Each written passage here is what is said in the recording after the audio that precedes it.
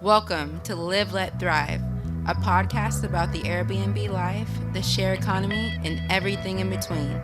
Here are your hosts, Myka and Steve. Oh, hello. And welcome back to another exciting episode Of Live, Let Thrive. The Skype edition. Yeah, this is our first big, video interview. First time we've done video.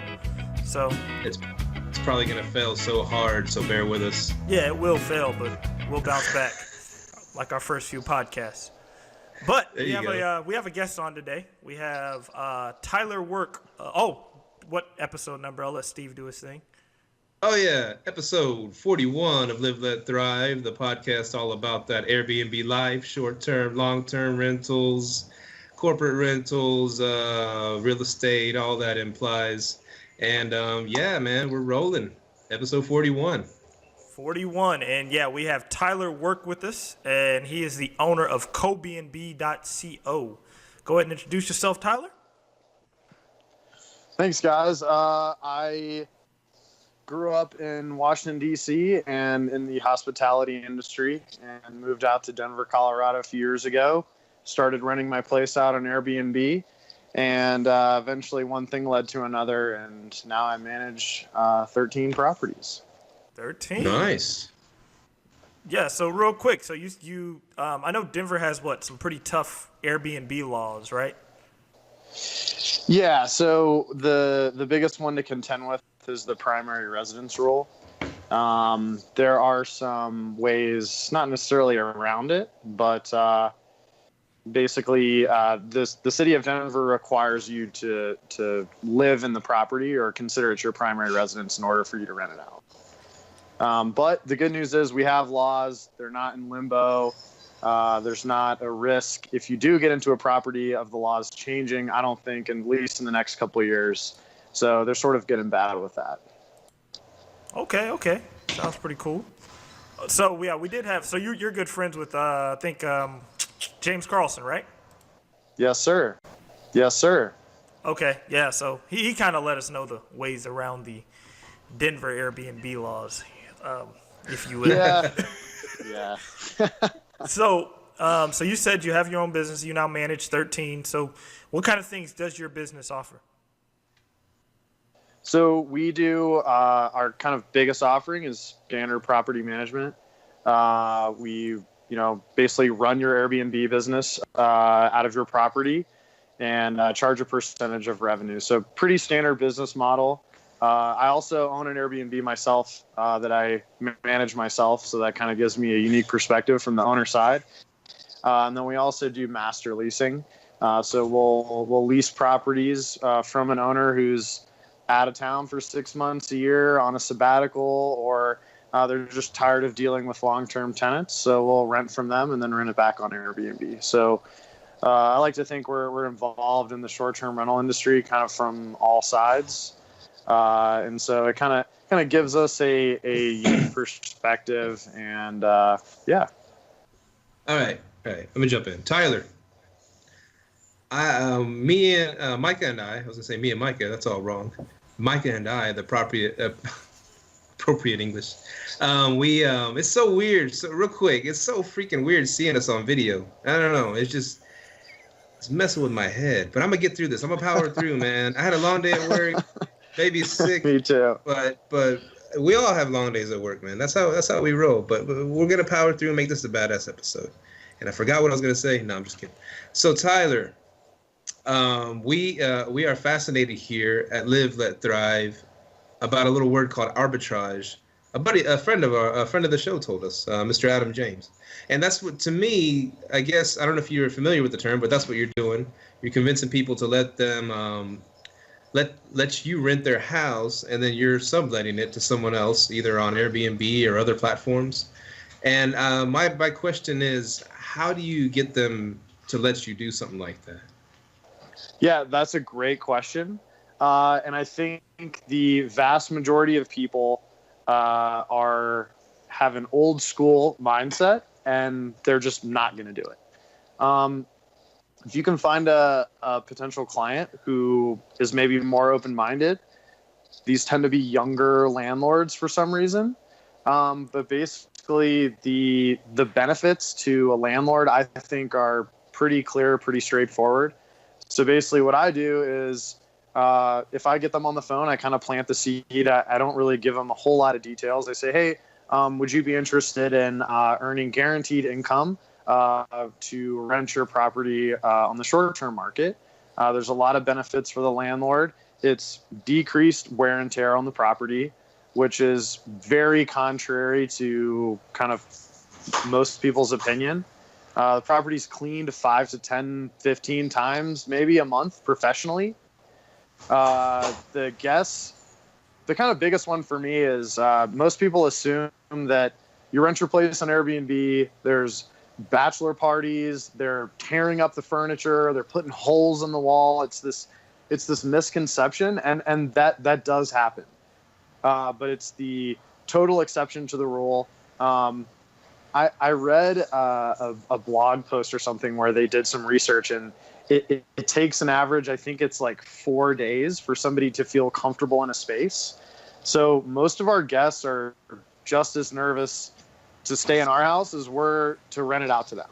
So they're pretty respectful for the most part. They're not, making themselves too comfortable, and they're not in the house for the majority of the time. So decreased wear and tear, much lower appliance use, and a huge one I think that hits really close to home for some seasoned landlords is you don't have a bad tenant that you're going to be stuck with for a year that's going to run your property into the ground.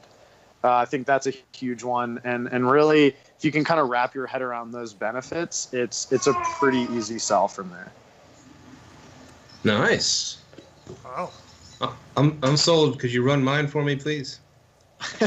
Absolutely. So you pretty much go to the landlords and you pretty much have a script of how to get them to give you their property. And the wear and tear, because I'm trying to do Airbnb arbitrage, and I was talking to a lady who had a furnished place, and that was her thing. She was like, well, I would rent it out, but it's going to be wear and tear on the property because they're going to be long term. Well, no, I was trying to Airbnb it. I was trying to I was trying to corporate rent it. I like money. I like to make money sitting on my behind. So I was trying to corporate rent it, and that was her thing. She's like, they won't clean it, and then she's like, well, I possibly do it if I can have a cleaner come in there every week. So I was like, okay, and she gave me a price, but then I guess she didn't kind of get what I was trying to do because I didn't want to have. She wanted to involve Airbnb in it, but she didn't really want. She wasn't getting the concept of we're gonna do this without Airbnb because they're gonna take like what $600-700 from you in the little service fee. So yeah, I'm dipping my toes in that a little bit. Just dive in, bro. Why are you dipping your toes? I'm trying to dive in, dog. Yeah. Me answer, Myka. Go ahead, Tyler. The opportunity fell in my lap. It was actually pretty cool. Basically, the couple I was working with is a friend of my roommate, and they're basically doing the BRRRR strategy. So they buy, rehab, rent, refinance, repeat. So they had purchased a property that they were rehabbing. And they were already under contract on another property, but in order to close on the loan and in order to get the financing that they needed a paper lease in hand, but they wanted to do Airbnb. So they called the only guy that they know that does this, which is me, and they asked if I would rent the property from them. And I'd thought about doing it, but I'd never taken that step to actually seeking out these properties. And I said, sure. And so we negotiated. The initial price they gave me was way too high because most people think you just make, tens of thousands of dollars a month on Airbnb. And in the Denver market, I think there's some markets that you really can, but Denver, it's actually, margins are actually pretty tight. So we negotiated and settled on a rent, which I think is pretty much market rate. They pay all utilities. They pay for the license. I pay the taxes. and it's a total win-win situation. They have a lease in hand. They were able to close on their property. I think they've already bought probably 2 more since I gave them the lease. So I think their plan is to either take it over from me after the year, or we're going to work out some type of a profit sharing agreement where it's continues to be mutual beneficial, and I can continue to rent it out for 2, 3, 4, 5 years from them.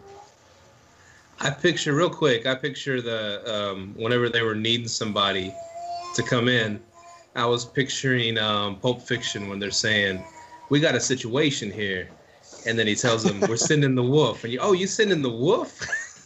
So I picture you as the wolf, Tyler. You fix problems and make money while doing it. Yeah. So the cleaner. So you're managing a total of 13. How many of those are yours? So I own 1, and then I personally rent 2, and then a third one is with a third-party investment group, and we have a 4th one coming online soon. This kind of guaranteed rent model is a lot of times in Denver. I'll go pitch, to somebody who's looking for a manager. And then I'll tell them that they can get a guaranteed check every month, and then actually, totally, their interest is piqued, and the pitch totally changes to that, which actually works better for me. So it's really cool being a manager because I basically get leads just by the virtue of they find my website or referral or whatever, and then I can kind of get them in this rent arbitrage. So it's been pretty interesting. So you call it guaranteed rent? Guaranteed income. Guaranteed income. Basically, the idea is you want to instead of telling the owner that you're renting their property from them, you basically want them to feel like they're kind of involved in this short-term rental, operation that you have going on, because that's a buzzword that's popular. People are all talking about Airbnb. So, in an effort to kind of make them feel like they're kind of in it with you, you tell them that they're getting guaranteed income.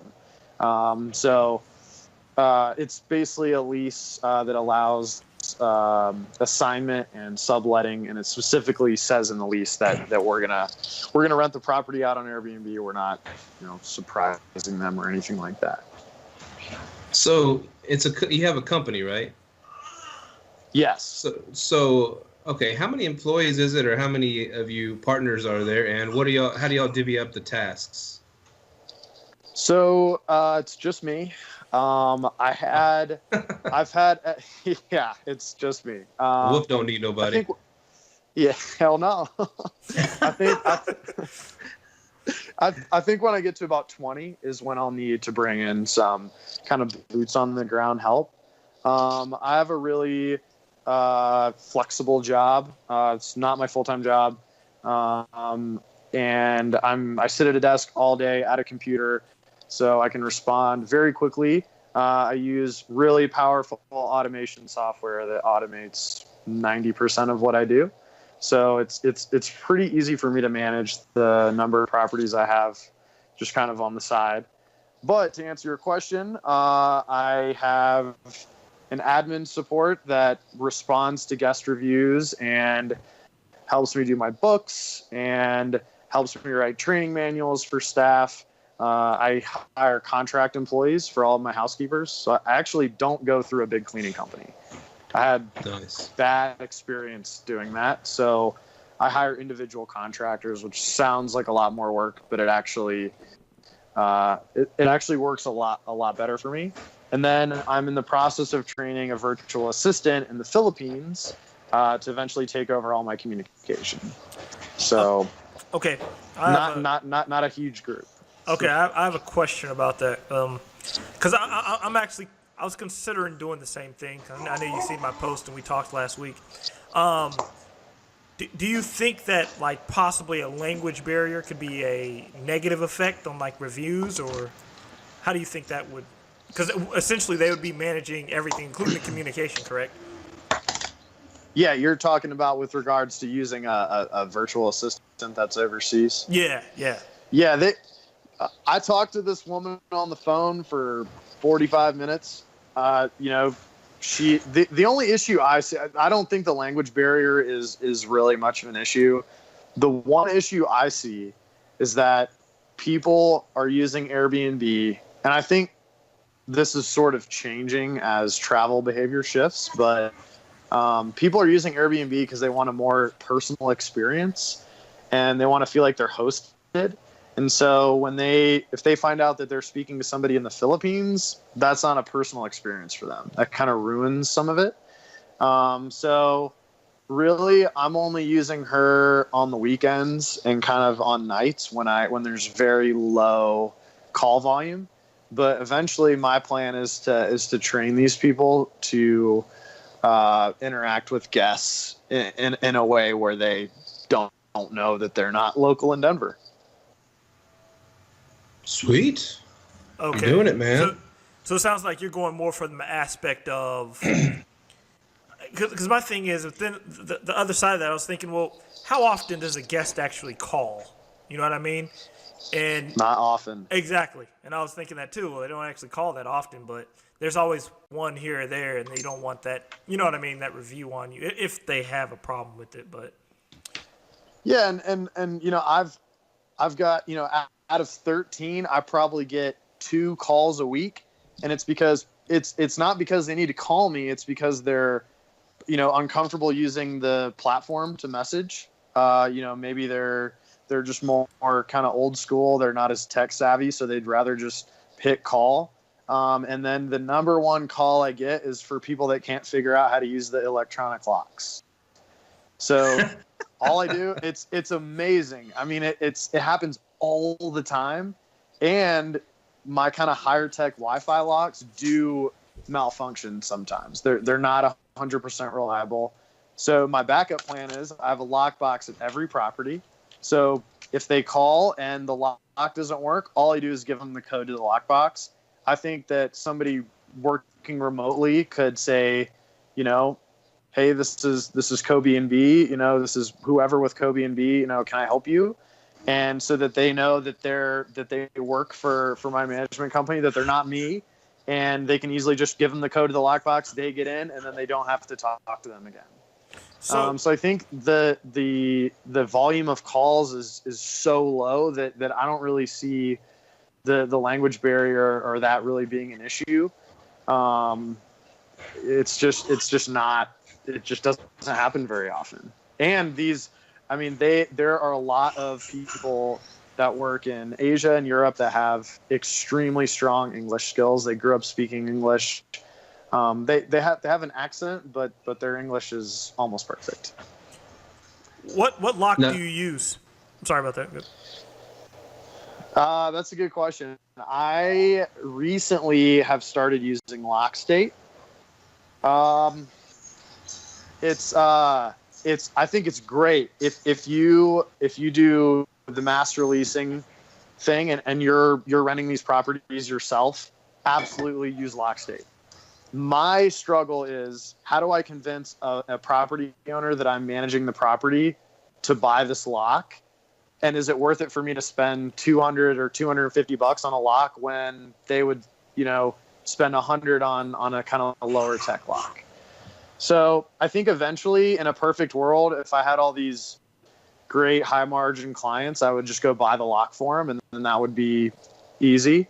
But really, the advantages of having a LockState locker for the property manager, it's not a huge advantage for the property owner.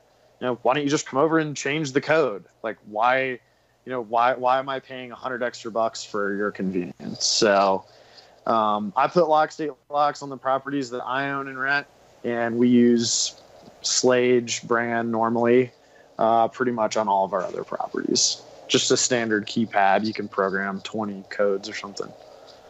So what got you into real estate, first of all? When I purchased my first house, I bought a 530 square foot, 1-bedroom townhouse in Denver. So extremely small place. What year was that? That was 2015. So I closed in July of 2015. So now it went up. It went up by $100,000 since then. Just about. For real? That's nuts. Yep. Dang. I paid $225 for my 530 square foot 1 bedroom, which is a lot, but no HOA, which is huge for me, which is like unheard of. There's no 1 bedrooms that don't have HOAs. No HOA, outdoor space, central heating and air conditioning, parking, deeded parking, a deeded yard, has an actual real lot, has a little patio in the back. It kind of checked all the boxes. And my next door neighbor, it's part of a 4-plex. My next door neighbors just appraised for $309. So in 2 years, it's gone up almost $100,000. So I'm about to either do a cash out refi or HELOC, and I don't know. I've got the real estate bug. I'm looking to flip, maybe do, but buy and hold is not really working in Denver. It's too expensive in this market, but can still be successful flipping. If I can find a place with a carriage house or a mother-in-law suite, I'll do that. Airbnb, the top unit, get a tenant to live in the bottom, as James probably told you. That's kind of the niche around it. That is the only, if you're trying to stay legit, that's the only way to go. And you can the cash flow is ridiculous on those, but they're really hard to find. I mean, there's not a lot of properties that are zoned for 2 units. Some of them are even zoned even for 3, but they're very hard to find. I don't think building an accessory dwelling unit on your lot is really cost effective. You really need to find one that's already got it. But yeah. So I mean, to answer your question, I got into it. Totally not. I no intention of using Airbnb. I tried to Airbnb in an apartment that I rented once, and I had the listing all set up, and I got a professional photographer because they used to offer that for totally for free. And they came over and took pictures of my place, and I was like, there's gotta be something not allowed with this. And sure enough, I read my lease again, and it says, no subletting of any kind. And so, yeah, but man. Dang. So it sounds like you don't want to leave the Denver market, right? I think I want to do my first deal as an investor in the Denver market, just because that's what I know. I think once I get comfortable doing, flips or buy and holds or, short-term rental properties, I'll kind of branch out. There's a great article I read the other day. There's a really good Bigger Pockets podcast on investing out of state also. I think I'm probably going to do my first deal locally just because, it's where I live. And then once I get comfortable, I'll branch out. It seems like you're capable. You would be very capable of managing in a different state. You know what I'm saying? Like you were saying that article, managing remotely, because you said you have that software thing down. You know how to get the cleaners. You got the remote locks. It seems like you got it all together. I don't know. It seems like very doable. Yeah, and you definitely can. I read about these people that travel the world on yachts and they manage 30 properties remotely. They got their housekeeper, messaging guests and stuff. I don't really buy that. Hey, Jasper Rivers did that, man. Yeah, that's who I'm referring to. He's a friend. I've read his book. It's a great book. I mean, how he did that, I don't know. I think in order to run a responsible management company, and he's also probably renting these properties. So when you rent the property yourself, you can do whatever you want with it. If you don't respond to a guest in an hour, so what? It's your loss. As soon as you manage a property, you are expected to be on it. And I started out co-hosting on Airbnb, which I don't do anymore for a whole lot of reasons. But you're just way more accountable when you're managing for somebody else. So I've already set up a team up in some of the mountain districts, some of the mountain markets up in the ski areas, and I've just posted it out on Craigslist. You find an inspector, and you find an inspector that already knows handyman and plumber and electrician, and then you find your housekeeping staff, and once you got those 2 key people, you're good to go. That's all you need. Yeah, what mountain areas do you rent out in? So we're all set up to go in Summit County, so that's Breckenridge, Keystone. We can go out as far as Beaver Creek, maybe Vail. But it's tough. I mean, those markets have been managing short-term rental properties for however long the ski mountain opened. So there's a lot, like in Denver, there's no one else really. I mean, there's a couple other people doing it, but it's so new that it's really easy to get clients because there's a huge demand. So I have the team in place, and that as of like a week ago, we're starting to work on marketing and actually going after some clients up there, because I think that in the mountain and really, really high price markets like that, it's actually a lot more profitable to manage than it is to master lease or own. So that's kind of why I am not going after rental properties up there. I had a text battle with Myka earlier. It wasn't really a battle. We don't battle because I'd obviously win every time. But anyways, I was talking about that. I was like, we talked about the arbitrage, but then we talked about it'd be great to accumulate properties, and build wealth. That's what Bigger Pockets preaches. I hear you. I see you drinking the Bigger Pockets Kool-Aid. Looks like a little like beer, and anyways, so I was telling Myka, you know what? Arbitrage is great. So is buy and holds, but kind of like arbitrage will work great when markets are super high. You can't. I mean, it would be like losing money to buy in, and then after the market tanks, crashes, what goes up must come down. Then use that cash you've been stacking to go buy your properties, man. I think you could work both, in different scenarios, like you just said. Mm-hmm. Yeah, and I mean the going management rate up in the mountains is 30 to 40%, and I right off the bat I was like, oh man, I got to go up there and rent a bunch of properties, and then I did the math and I was like, wait, I can make double managing. And the owners don't live. And also the reason why you can't really do the kind of rental thing up there is their vacation. People own these homes because they want to use them for vacation. So if you rent a property on a year lease, you can't use that.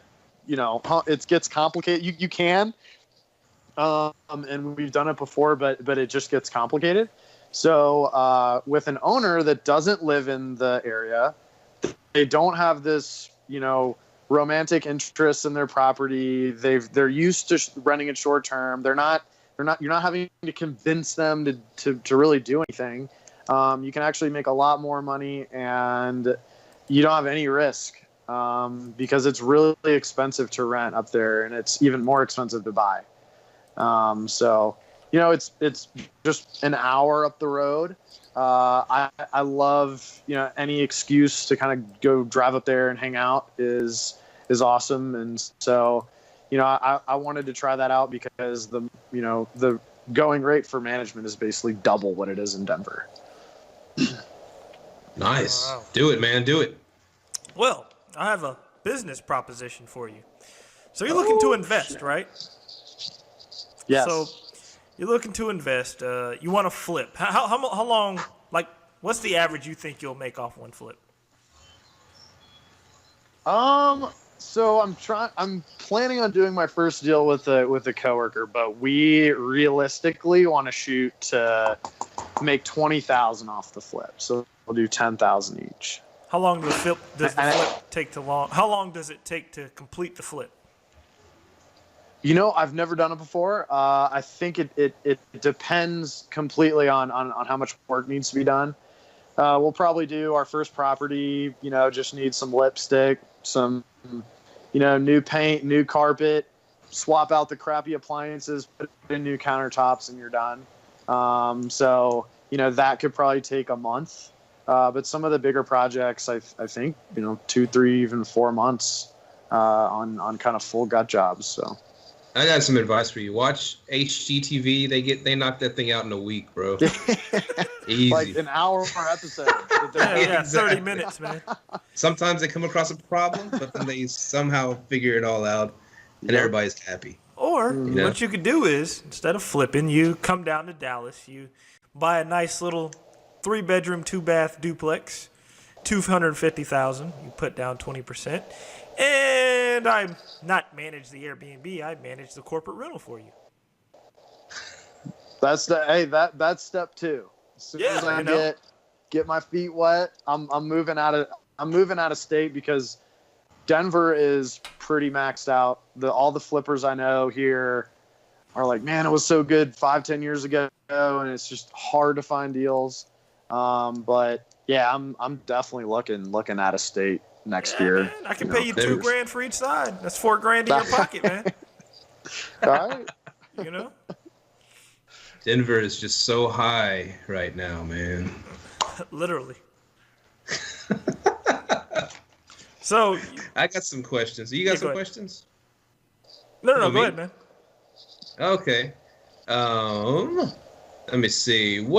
Okay, I'll talk about. There's a lot of questions here. What actions are you taking to well, that's kind of, you've been answering that throughout. I was gonna say what big actions do you foresee yourself taking to scale your business to grow faster? The biggest one right now is doing all this BS that I don't want to do, like creating and documenting training for staff that I hire. Because ultimately, I mean, I can do this for the next couple months where I'm, attached to my phone at the hip and I'm answering guest messages and I'm, answering calls from my housekeepers and dealing with all this. But at the end of the day, my goal is to hire somebody to take over all the day-to-day stuff that I do. So it's basically compiling everything that's in my head and everything that I do to handle these types of situations and putting it on paper and creating training manuals so that I can, basically hire and train support staff as I grow so that I don't just start drowning in crazy work. So you're a very analytical thinker, eh? My job now is I work for a pipeline engineering company. So I'm a civil engineer and I think very, very logically. Nice. So, okay, so you guys have the pretty strict laws and rules around Airbnb in your area. Well, they're starting to. Well, we don't have any laws and rules or regulations right now, but there have been town hall meetings about Airbnb here, and there may be some type of regulation coming soon. Do you see what do you see coming for Airbnb in the future? Like, do you see, hey, there's going to be tough regulations? I don't think Airbnb will go away, but what do you see coming in the future? Because you manage properties and you probably have a wide perspective on that. Yeah, that's a great question. First thing I would recommend for those of us that have a vested interest in keeping this alive is go to those city council meetings, because I go to every single one in Denver and no one goes.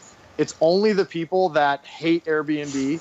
So it's the I'm sorry, but it's the old ladies who live at the end of the street who, there's one party that happens in the house or that she thinks is a party, and it's like this atrocity that's ruining the neighborhood and ruining her town and yada yada. So those are the people that attend the meetings, and I think that those types of people are the people that are shaping the laws in these cities, because they do listen to the general public when they're drafting up these legislations, and there just aren't very many hosts that go. So if involvement grows, I think that Denver isn't as strict as you can get, but they're one of the only cities that has a completely comprehensive program to regulate and tax rentals.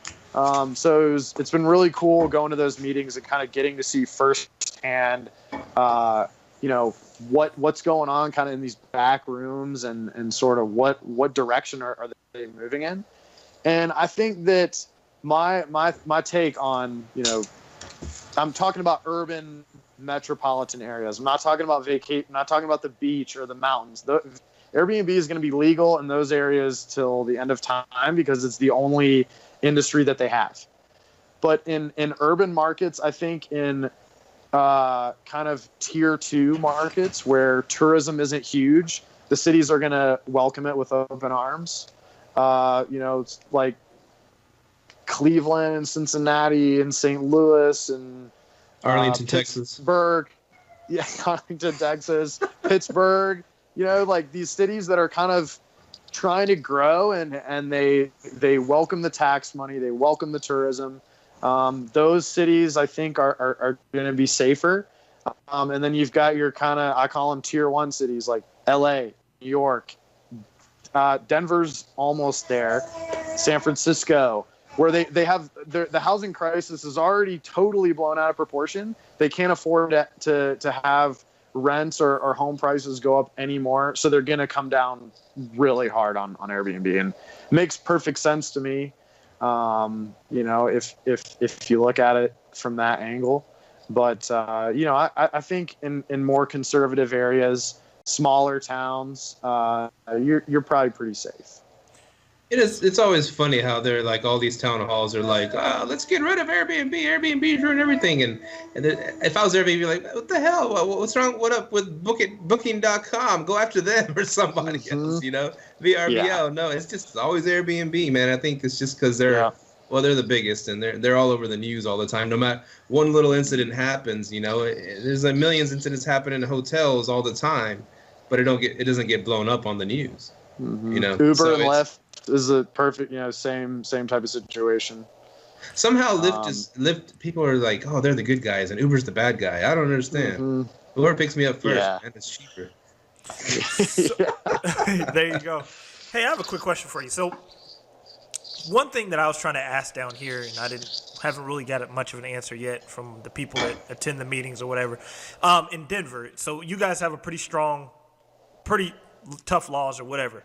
What's backing that? Is it more the citizens or is it more the hotel industry? Great question. It's not the hotel industry at all. I've been to 5 or 6 of these meetings, never seen anybody from the hotel industry there. It is citizens that have lived in this neighborhood for 20 years, and it irks them that there's people that are making money off renting out a spare room. It doesn't. And also I can completely understand where they're coming from.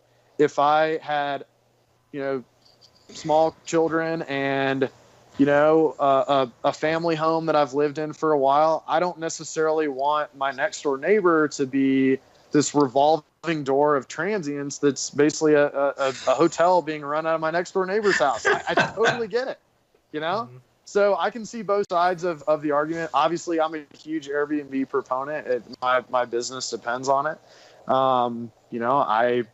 I profit from that on the property that I own.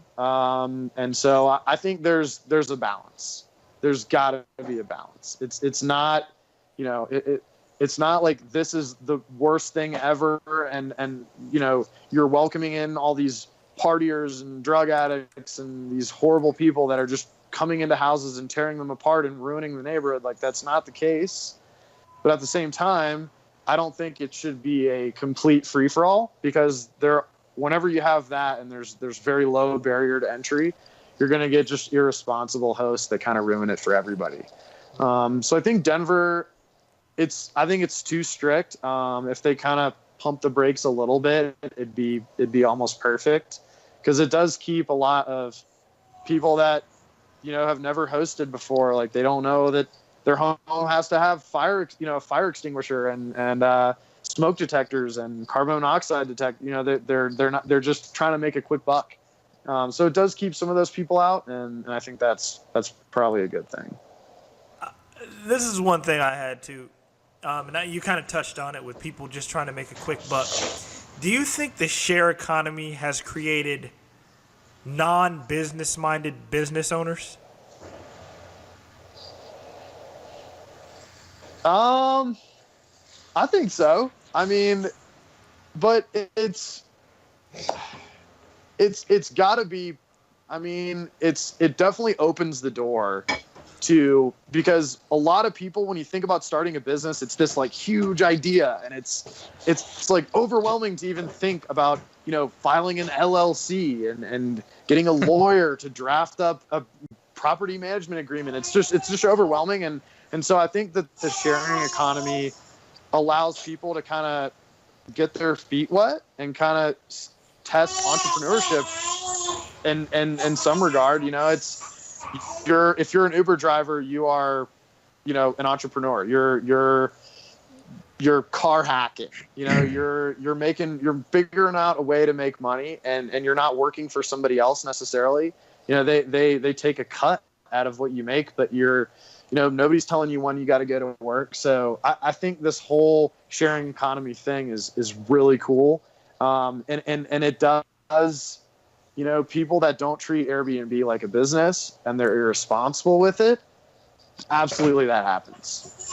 But I think the vast majority of people that, you know, that are driving for Uber, that are hosting on Airbnb, and the litany of other sharing economy apps and stuff are pretty responsible, and overall it's a huge positive. Definitely, yeah. On that note, what do you see for the future of the sharing economy? Are there any innovations that you can foresee in that analytical brain of yours?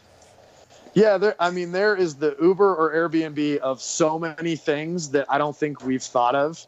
I was talking to my dad on the phone, and I was like, man, like, my dad lives in Pensacola, Florida, and it was like, there's all these people that have all these boats that are sitting around. I'm like, why don't we create an app for the Airbnb of boats?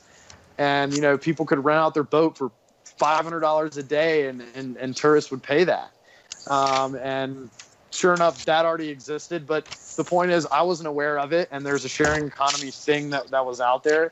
So I think there's got to be, you know, more ways, different ways to make money that we just haven't thought of. What's the name of that?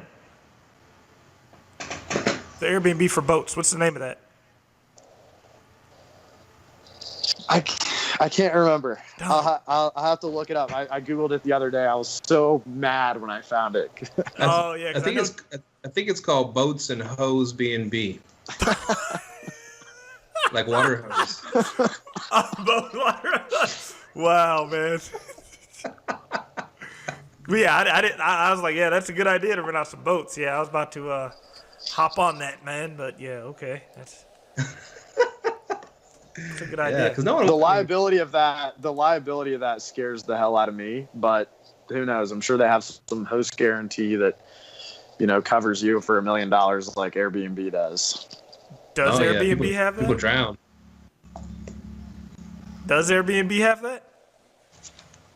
They do. Yeah, there's two types of insurance policies that they advertise. It was a facetious question.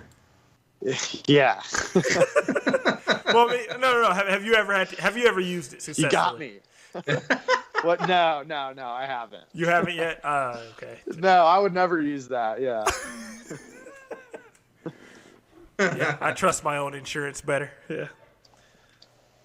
Yeah. Yeah. Put it to the test, man. Mm-hmm. I tried to the other day, and I didn't get much good feedback.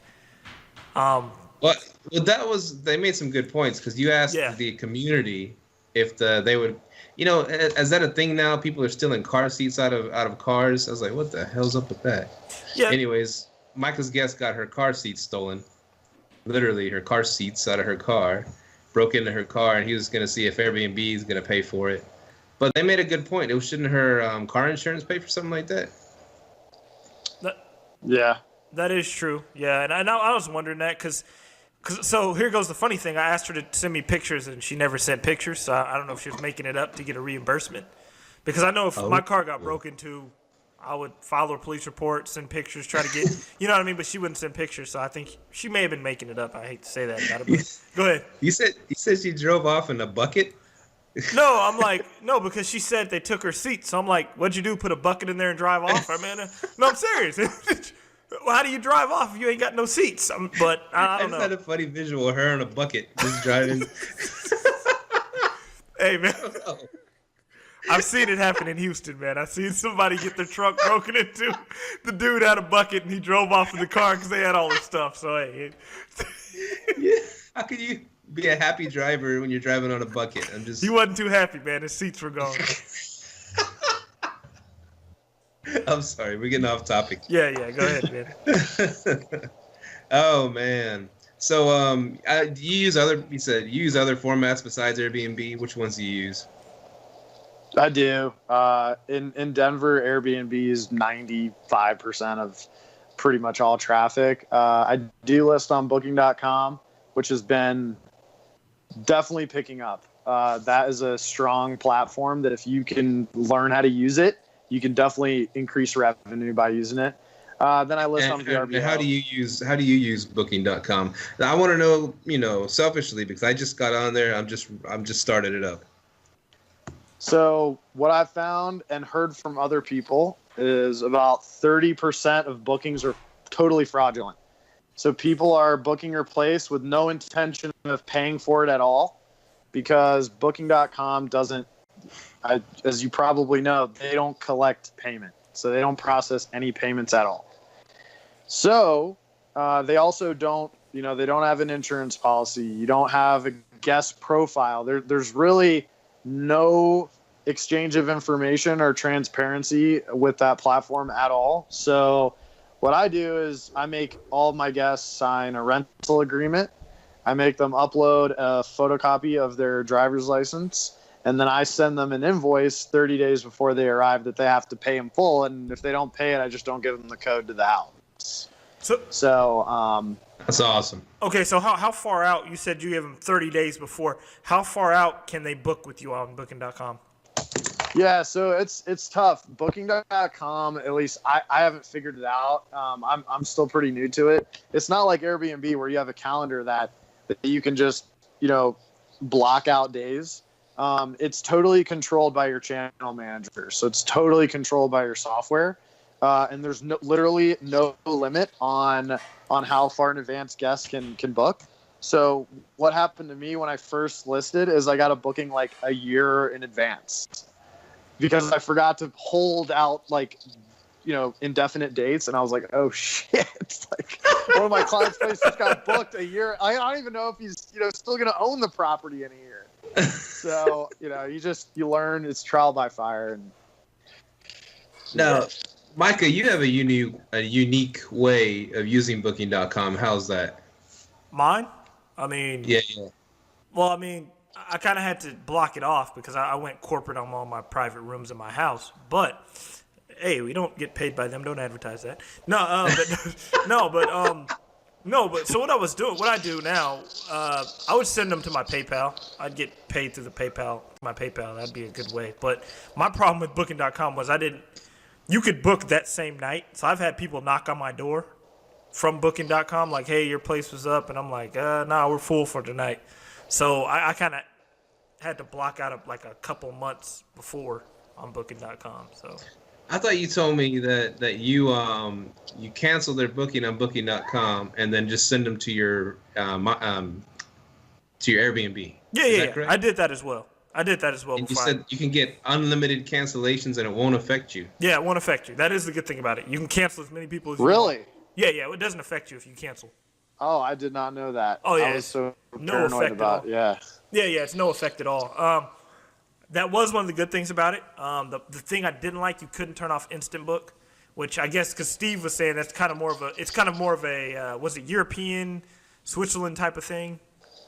Yeah. Yeah. So that was one thing I didn't like, but ever since then, I'll probably use it for like vacancy periods. Like if I have a vacancy period, I'll use it. But now I'm kind of going all corporate with all my Arlington properties, especially my private rooms. It's built for hotels, and that setup works great for a hotel. It just doesn't work well for people's homes. Yeah, it doesn't. Like, and I noticed like it's a lot of hotels on there as well. A lot of hotels list their places on Booking.com. But I will tell you this: I could argue that Booking.com gets as much traffic and eyes on your property as Airbnb.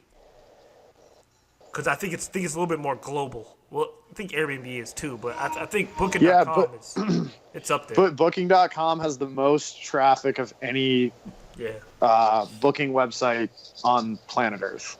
Now, their share of vacation rentals is smaller than Airbnb's. So, like, overall rentals, including hotels, like, they have way more. But the actual vacation rentals is less. But they're very quickly catching up. Do you think if Booking.com made like a platform to include a profile picture and all that, do you think they could be like Airbnb's true competitor? Yeah, absolutely. And that's, VRBO and HomeAway is already doing that. I don't know if you guys host on those platforms.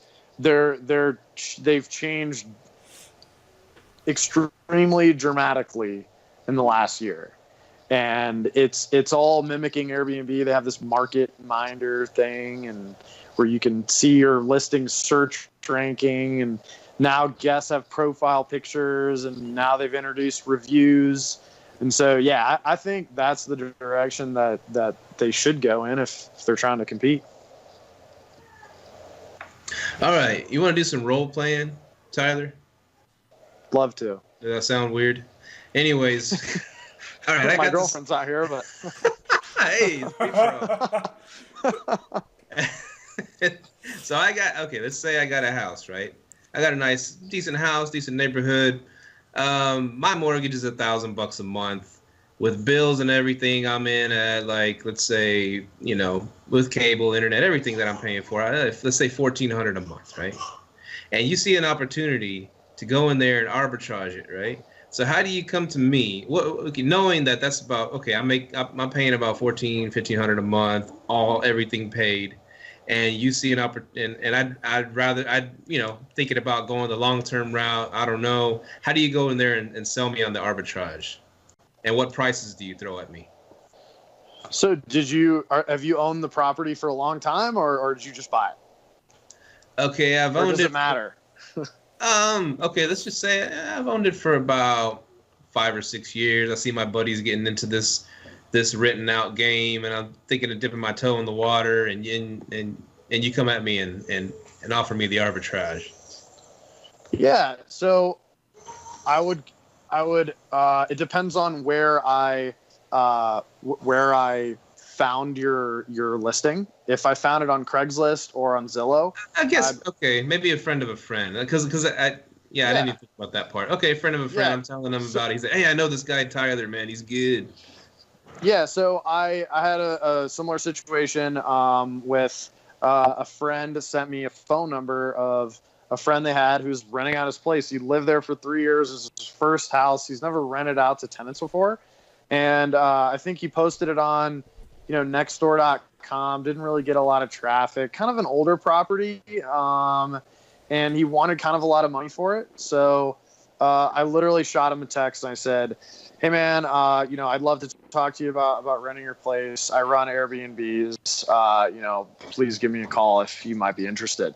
And I was super vague about it, and I didn't think he was going to call me back. And he called me back, and he said, yeah, I'm interested. And we came, and I gave him my pitch, which I kind of went over with you guys earlier. I told him about how it was going to be cleaned professionally, how, it's going to be used for 3-4 nights at a time. Your appliances aren't being used.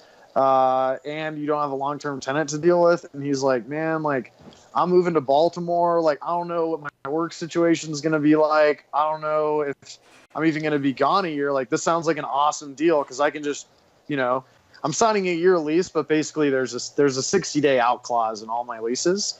Either party can cancel if they want to. So it gives him flexibility. We're going to extend past that year. So he doesn't have to go find a tenant after a year. And once I got that into his head, it was a no-brainer.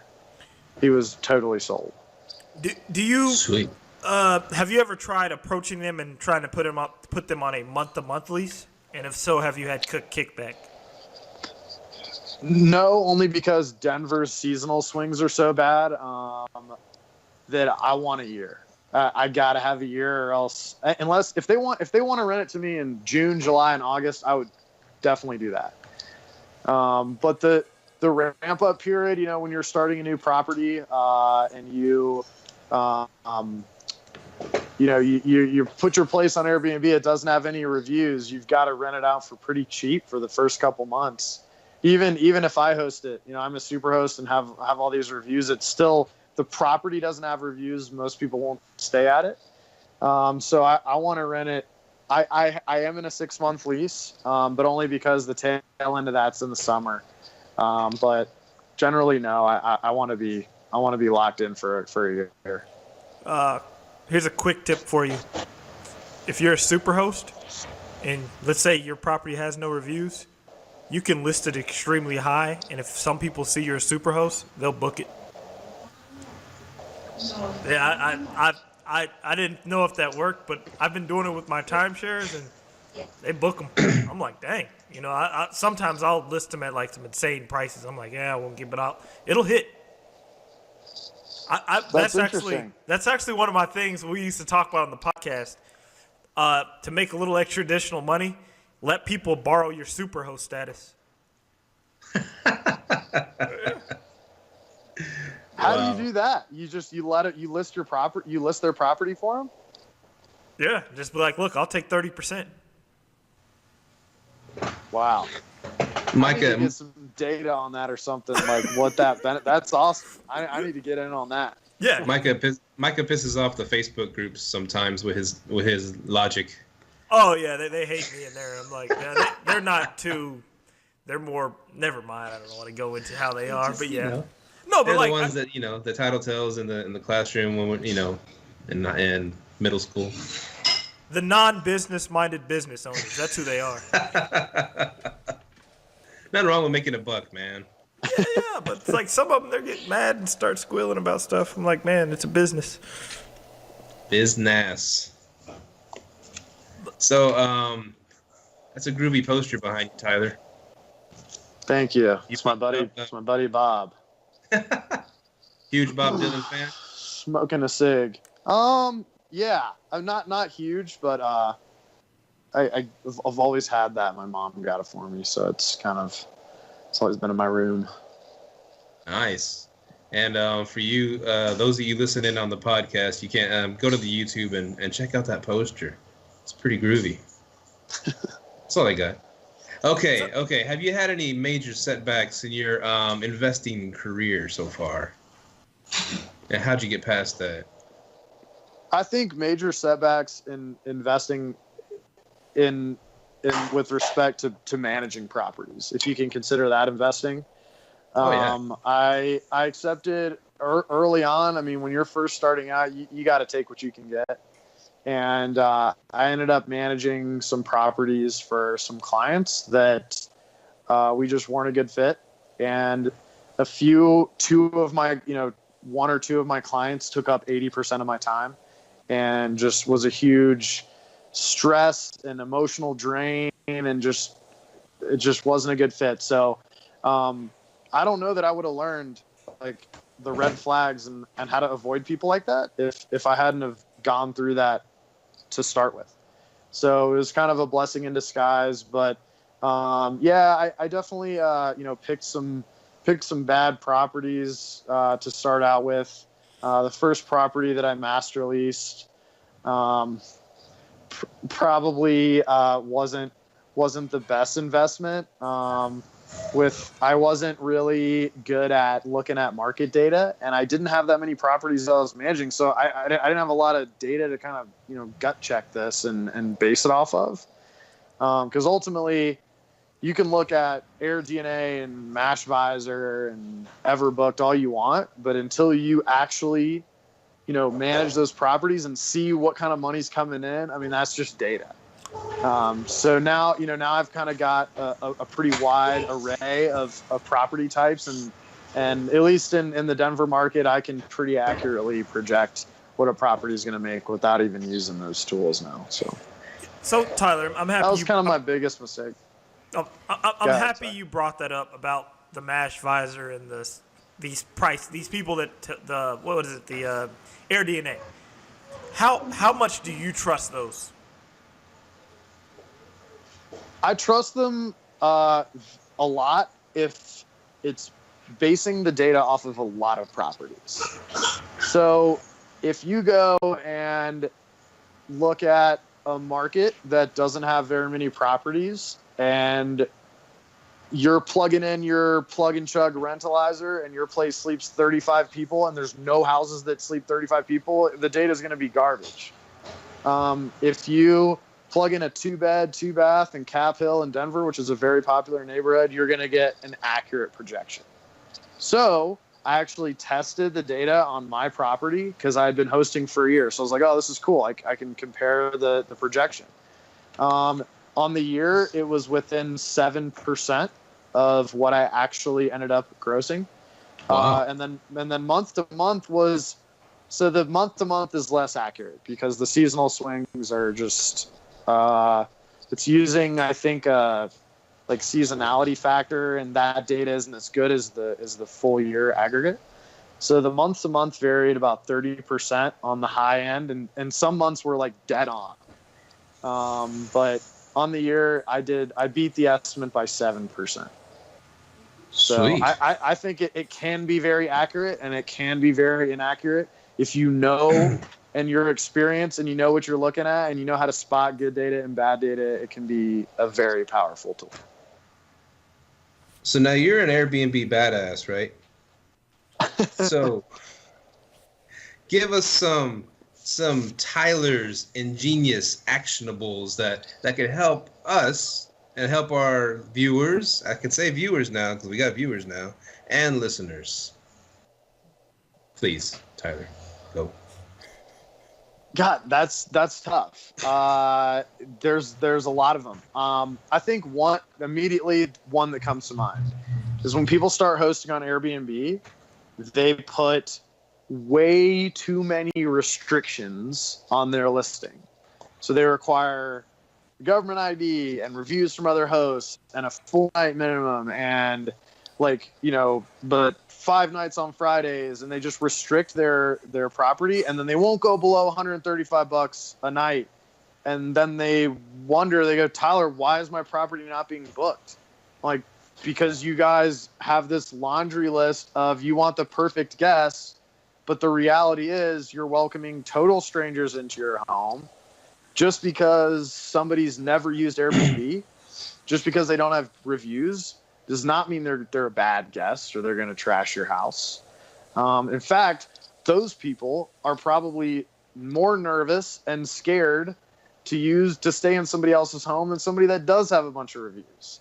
So in my opinion, most people, when they start out, they put way too many restrictions on their listing, and you gotta let go.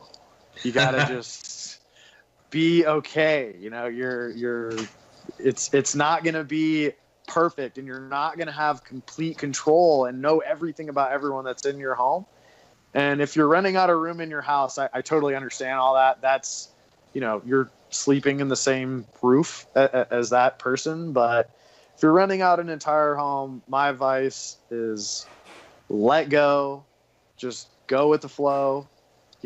Shit's going to happen. Somebody's going to, smoke in your house, or it's okay. It's what you signed up for, and the benefits outweigh the negatives. So, I mean, that's my biggest, advice to people starting out. Steve's totally disagreeing with you over there because he just had a party at his house.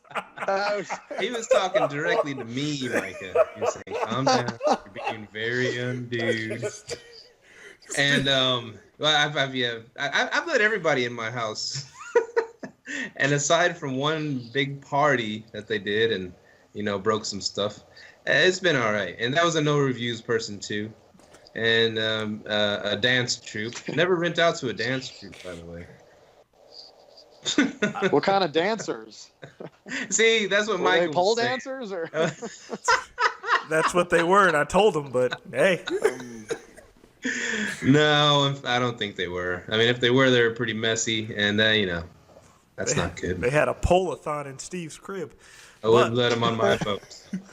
No, so I see what you're saying, because I automatically started off with Instant Book. I didn't want to do Instant Book, but you know how Airbnb tries to sell you. Well, I think I put it on there at first, but then I said, no, I don't want to do Instant Book. I started trying to take it off. Are you sure you want to take it off? Are you sure you take it off? They force you. Yeah. Yeah. They make you. They make you feel like a bad person. Yeah. When you take that off. I can't let you do that, Hal. Yeah. Hey, do you use Instant Book? I do. Oh, No, do no, you? I was asking Tyler. Do you use Instant Book or? All of my properties, it's a requirement. Yeah. Really? So He lets everybody in, bro. But what with Instant Book, you have those restrictions though, right? They have to have reviews and all that stuff, right? Nope. It honestly, if it's a management client, I let them, if they really want to choose, they can. But ultimately, like if you put that restriction on, you're in Denver, at least this is what I've seen, you're throwing away 50% of all bookings.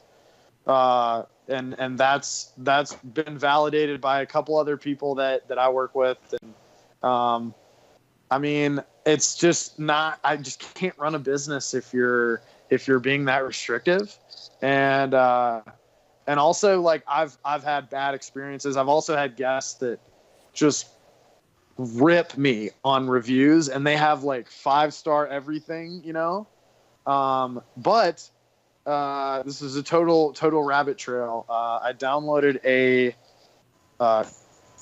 Google Chrome extension to my web browser. It's called Air Review, and I don't know if you guys have heard of this.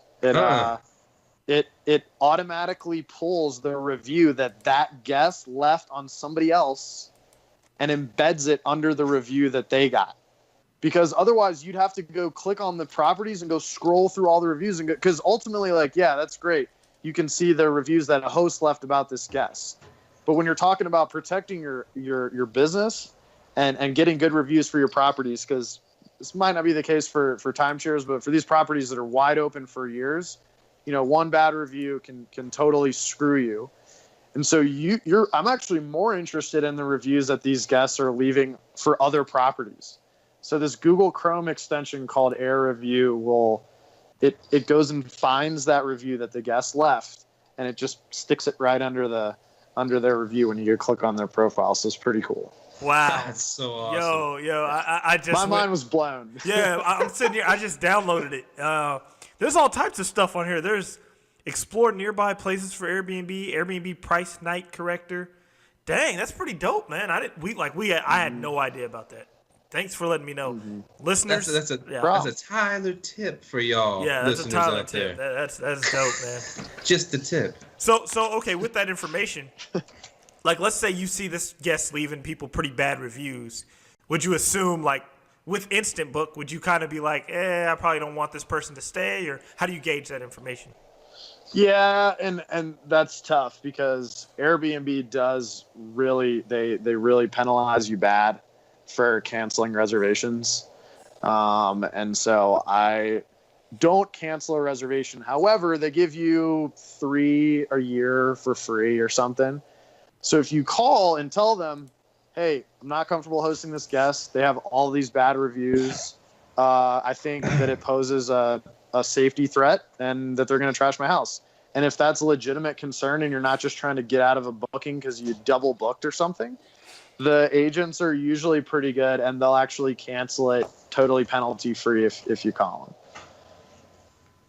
them. Nice.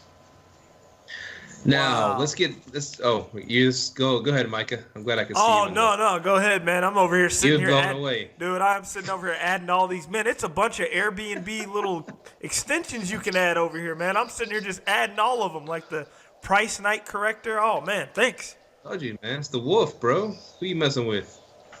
Yeah, man. Tyler knows the work. Work it. Okay. What I was gonna ask.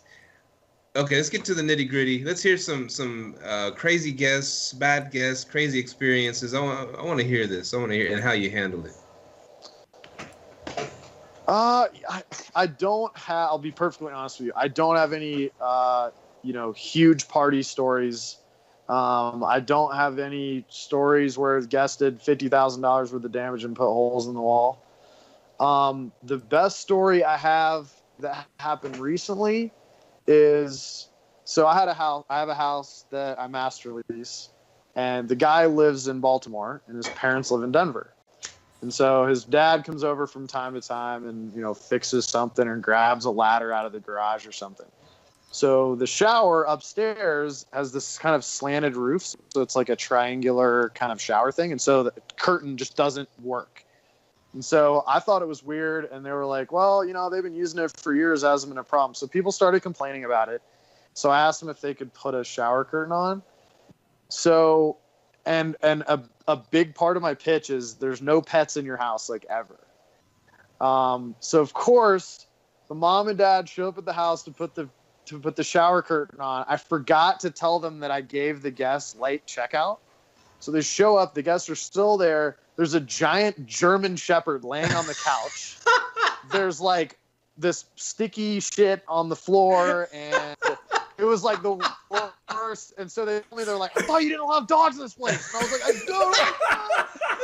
don't. And so I had to deal with that. And it was like, man, why'd this have to happen when the owners came by? I just got done feel all warm and fuzzy about renting to me, and then this happens. Murphy's Law, bro. But yeah, it's Murphy's Law, totally. And it wasn't a big deal. I called the guest, and she, I didn't know. My friend down the block, she must have brought the dog. I was like, listen, there's no way that there was a miscommunication here. Anyway. So I got a little bit of money from them because my cleaners had to stay an extra hour and get up the dog hair. I calmed the parents down. The worst thing that's ever happened, honestly, is somebody smoked cigarettes inside of my one bedroom, my little 500 square foot one bedroom. And it just reeked. And I had somebody checking in like 2 hours. And so sucks. like a hands on deck emergency. I had to leave work and go open all the windows, set up all of these fans, and yeah. You said something real cool there. You said you said you had the owners go and put the shower curtain on, right? So ultimately, you don't do any work over there, right? I to be honest, I offered to. So I always like to offer to do. I was like, hey, how about I just do it for you? And if it's kind of so, I fix minor stuff totally free. Like the sink was clogged because guests had put food down the drain. I paid for a plumber to come over. I didn't bother him with that kind of stuff. But and I said, hey man, I can get a handyman over there. I'll just charge you for it. We'll keep it under $100. And he's like, no, just let my dad go do it. So I usually offer to coordinate the work for them so they don't have to do it. But yeah, generally there's just not a need for it. Okay, that's pretty cool about arbitraging, man. So what does the future hold for Tyler Work? How big do you want to get? What are your goals, man? Do you just want to be in the Airbnb real estate game, or you see something else in your future? Man, I'm a W-2 employee. Excuse me. I'm a W-2 employee right now. I work for a really big company. I want to create a business that can sustain myself, where I can provide for myself and my girlfriend and eventually my family, and have it build something that I've created that's totally self-sustaining.